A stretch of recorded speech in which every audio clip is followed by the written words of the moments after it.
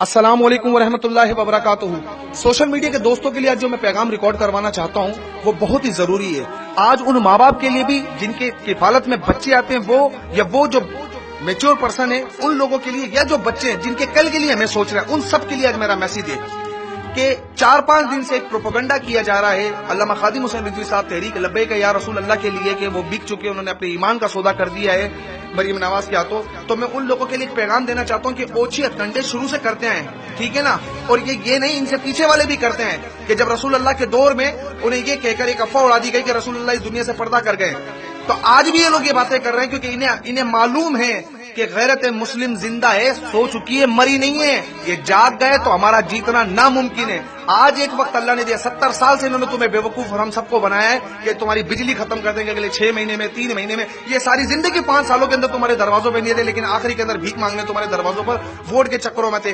30-30 हजार के चेक इन्होंने काट के दे दिए कि किसी तरीके से आज ये फिर हमें वोट के लिए चुन लें। एक बात ये देखा, रसूल अल्लाह की हदीस है, वो शख्स अब तक मोमिन नहीं बन सकता कि जब तक वो अपने माँ बाप से ज्यादा, अपने बीवी बच्चों से ज्यादा, कायनात की सारी इंसानियत से ज्यादा मुझसे मोहब्बत ना करे। मैं पूछना चाहता हूँ, दरवाजे पर कोई फकीर भी आता और कहता है दे मोहम्मद के वास्ते, हम ये नहीं देखते उसका हुलिया कैसा है, हम ये नहीं देखते इसने पहना क्या है, हम ये देखते जिस हस्ती के नाम पर इसने मांगा है, हम इसे जवाब नहीं दे सकते। आज तहरीक लब्बैक या रसूल अल्लाह तुम्हारे दरवाजों पर आकर तुमसे वोट मांगती है कि अल्लाह उसके रसूल के नाम पर वोट दोगे क्या, रसूल अल्लाह के दीन को तख्त पे लेकर आओगे क्या, तुम मायूस करोगे, खुदा तुमसे बरोज़े महशर सवाल जरूर करेगा ये कहकर कि मेरे नबी के नाम पर तुम्हारे दरवाजों पर लोग चल कर आए, तुमने रसूल अल्लाह को छोड़कर किसी और का दामन पकड़ा। एक बात याद रखना, ये यजीदी लश्कर में से और अल्लामा खादिम हुसैन रिजवी साहब हुसैनी लश्कर के सिपाही हैं, ना बिकने वाले ना झुकने वाले।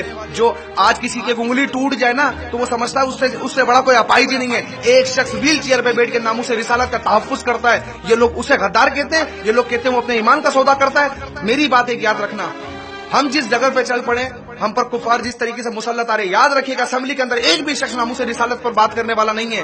तुम्हारा एक वोट पूरी असेंबली के अंदर एक शख्स ऐसा खड़ा कर देगा जो तहफ्फुज नामूस रिसालत के ऊपर बेबाकी से निडर होकर लड़ेगा। शहीद मुमताज कादरी भाई को एक वक्त पहले इन्होंने तख्तादार पे लटका दिया, आसिया मलूना आज तक रिहा घूम रही है, आज भी वो जेल के अंदर पड़ी है, लेकिन उसको तख्तादार पे नहीं लटकाया गया।